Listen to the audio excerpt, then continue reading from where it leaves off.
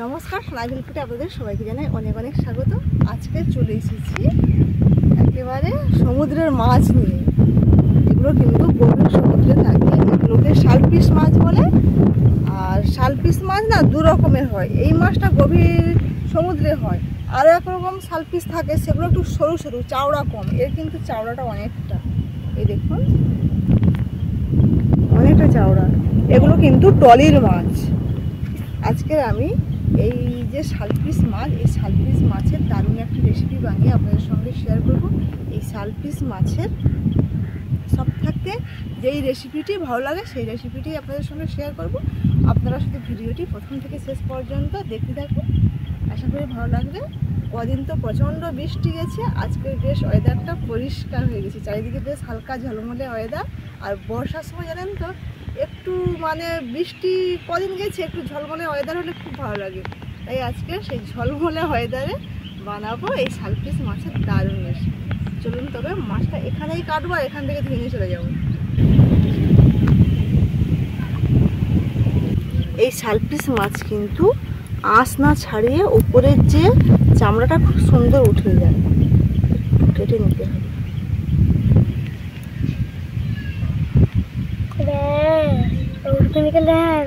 একটু কাটলে হয়ে যাবে। দেখুন কি সুন্দর, ওপরের যে আঁশ আর চামড়া পাতলা উঠে যায় সুন্দরভাবে। তবে আঁশ ছাড়ানোর আগে কিন্তু তুলতে হবে, আঁশ ছাড়ানোর পরে তুললে আর ভালো হবে না। আঁশ সমেত উঠে যায়, তাহলে আঁশ ছাড়তে হবে না। আঁশ খেতে নেই জানাটা, এইগুলা চামড়া একদম পাতলা চামড়া। কিরম ধোসা খেয়ে হয়েছে।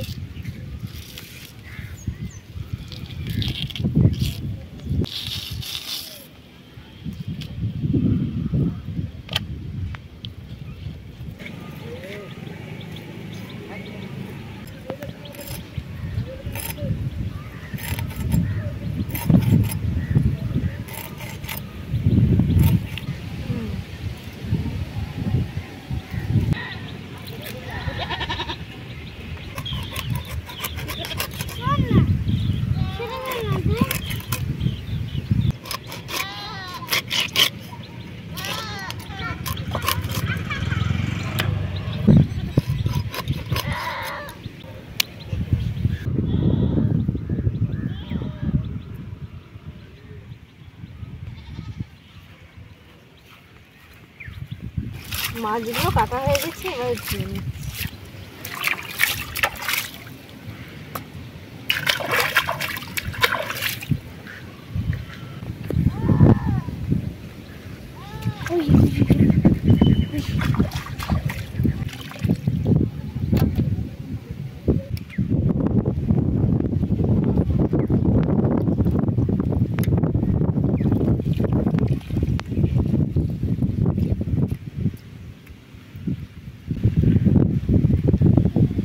মাছগুলো ধোয়া হয়ে গেল, এবারে বাড়িতে গিয়ে আর একটু পোলের জন্য দিয়ে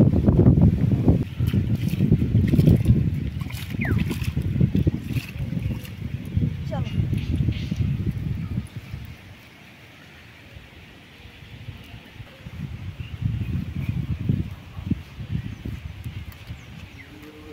রান্নাঘরে চলে এসেছি, মাছটাকে আরেকবার পরের জলে ধুয়ে নিয়ে এসেছি। মাছের জল ঝাড়া হয়ে গেছে, এবারে মাছের মধ্যে মশলা মাখাবো। কি দেবো? দাও, কি দিবে? প্রথমে লবণ দাও, 1 চামচ ভর্তি করে, আর একটু লাগবে, ওর হাফ। এবার হলুদ গুঁড়ো আর একটু, আস্তে আস্তে করো, অল্প একটু লঙ্কা গুঁড়ো আর একটু সর্ষে তেল দিয়ে দাও অল্প করে।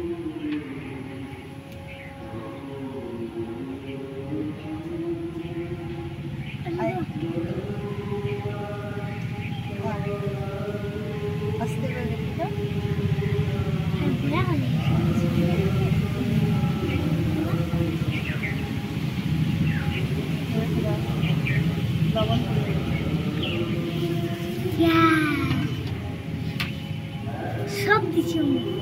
বায়না ধরলো সব কিছু দেবে, তাই দিয়েছে। আমি এবারে ভালো করে মাখিয়ে নিচ্ছি।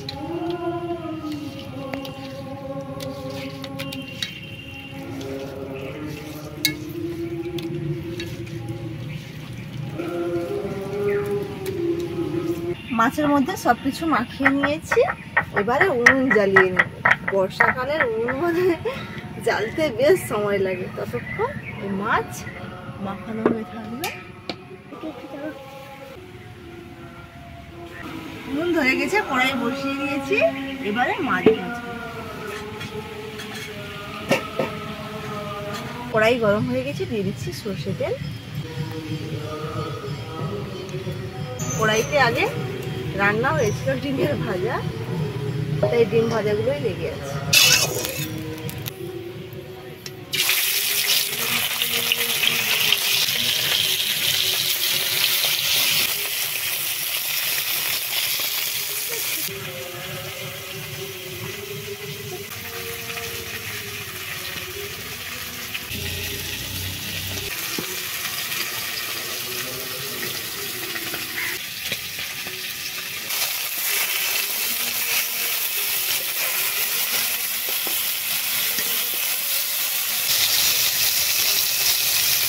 ওদিকে মাছ ভাজতে ভাজতে এদিকে আমি মশলা বেটে নেব।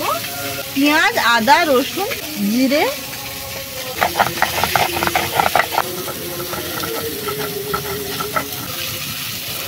এবারে টমেটোটাও বেটে নেব।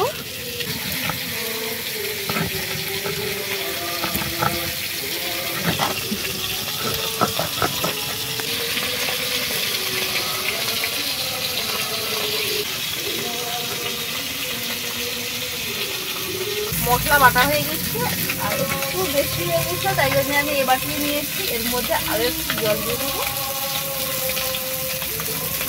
পুরো রান্নার যে লবণটা লাগবে সেই মতোই দিচ্ছি।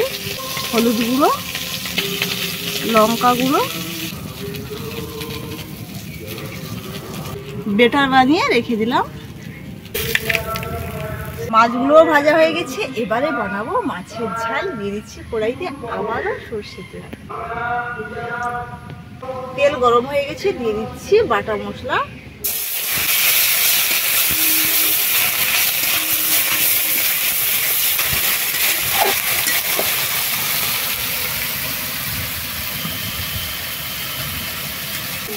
এবারে দিয়ে দেব লঙ্কা গুঁড়ো, হলুদ আর স্বাদ মতো লবণ, যে বেটার বানিয়ে রেখেছি।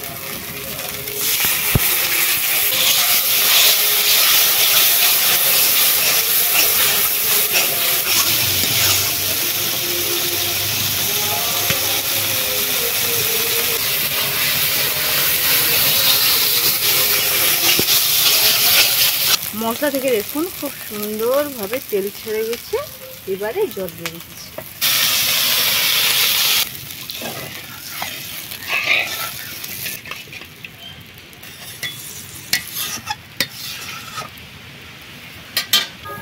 ঝোল ফুটে গেছে, এবারে দিয়ে দেবো ভেজে রাখা মাছগুলো।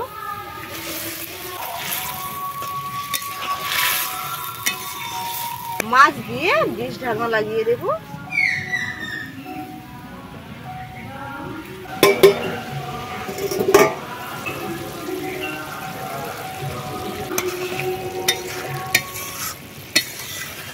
মাছের ঝালের রেসিপিটি একেবারেই হয়ে গেছে, এবারে নামিয়ে দেবো।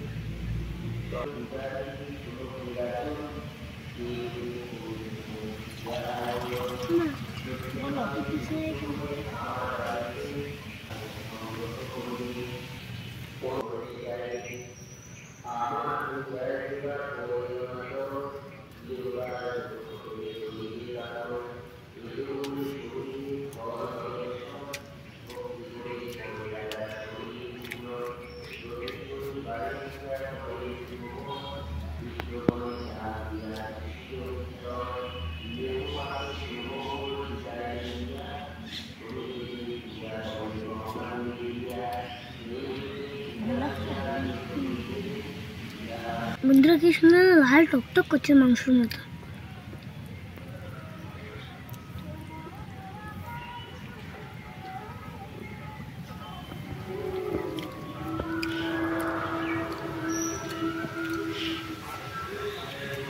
হেব্বি লাগছে।